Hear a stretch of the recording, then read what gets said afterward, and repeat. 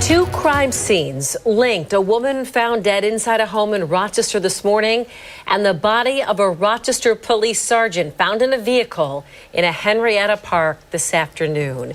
State police say the officer had been a person of interest in the woman's death. What police aren't revealing is the relationship between the two.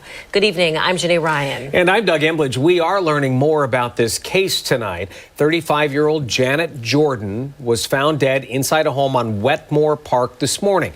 And it was a short time later that the body of 43-year-old Melvin Williams, a sergeant in the Rochester Police Department, was found in a car in Veterans Memorial Park. Carla Rogner is live in that park tonight, piecing it all together for us. Carla?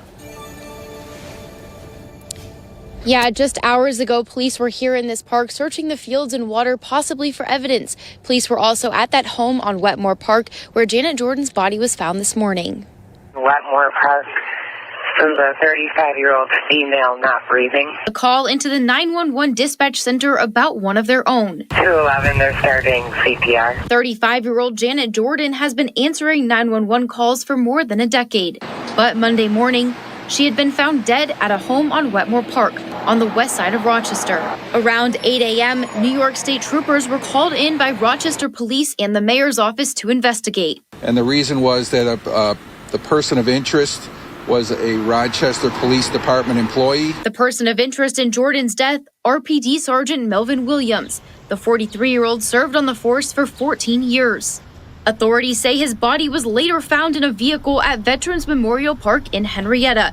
It's where troopers spend much of the day searching a small canal and fields. Several state troopers were also seen at a home on Wildherd Drive.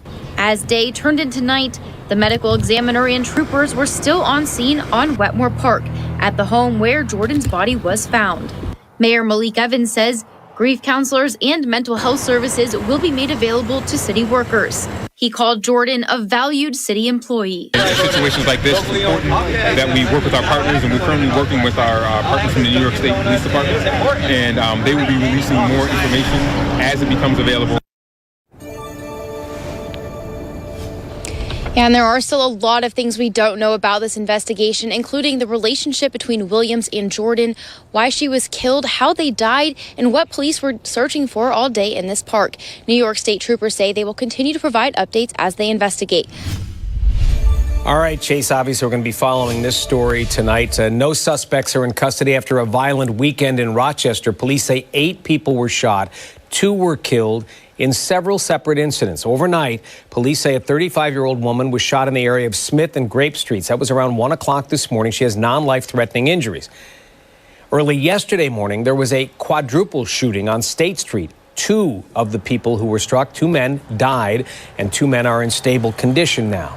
And on Saturday night, it was around 11:45, police say a 32-year-old man was shot on Gladstone Street at Tremont. He is expected to survive.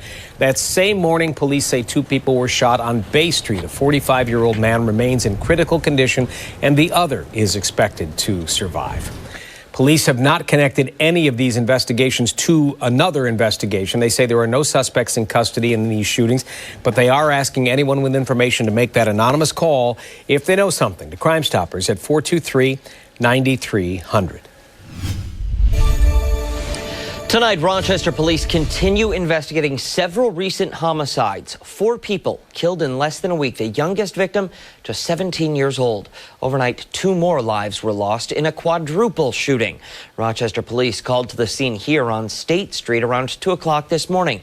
That's where we're told 4 men were shot. 2 in their 20s are still hospitalized tonight. 2 more in their 20s and 30s later died. This followed by a busy couple of days for RPD, responding to calls of gunshots into homes on West High Terrace, a shooting injuring 2 on Bay Street, and the fatal shooting of a teenage boy heading home from school Friday afternoon.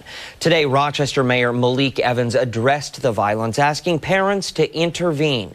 13 WAM's Natalie Kutchko was there. And Natalie, you also spoke with a business owner whose shop is just steps away from last night's shooting.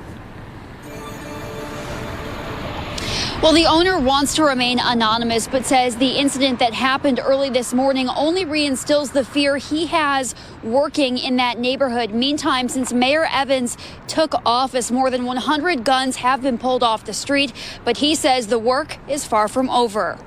A violent week in Rochester continued into the weekend. Rochester Police still searching for the suspects in 4 murders in the last 5 days. Our research has shown that in 2022, nearly 100% of the shots fired in the city of Rochester have occurred in just 11% of our street segments. Very small area. We are targeting these violent micro hotspots. We spoke with a State Street business owner who works near where Sunday's quadruple shooting took place, killing 2 men, one in their 20s and one in their 30s. He says his own business has been a target of violence in recent years, and he's chosen to close early every night. We did some work this year, like too many stops, like a glass. We changed the glass because last year too many broken happened in my store as well. I feel so scared, but we are here for 5 years. Meanwhile, in his first 3 months in office, Mayor Malik Evans says 124 illegal or stolen guns have been retrieved with the help of federal partners. It seems like for every one we take off the street, another 2 come in. And we know a bulk of them are not coming from Rochester. They're flowing in here. And we have to find a way to stop that choke point.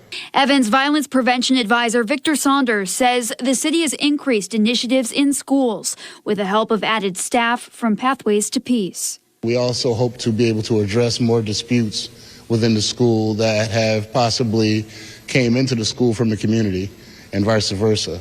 So in that way, we're going to strengthen our partnership so that we are aware of what's going on before it reaches the school. However, the store owner says the city needs to act. Otherwise, they'll continue to question their safety. So we always, feel sad when we hear those bad news. So because of this, city have to look and then do something else for us. Otherwise, it's not feel safe to doing the business. See what happened during the wintertime. Imagine when it's 80 degrees outside. It used to be when it was cold, people would take a break. But folks decided not to take a break. They're continuing this nonsense that ended 2021. They're bringing it into 2022, and we're going to send a message that we don't want it brought into 2022. And Mayor Evans says he will be meeting with the U.S. Attorney's Office this week, as well as the U.S. Marshals and additional local, state, and federal authorities.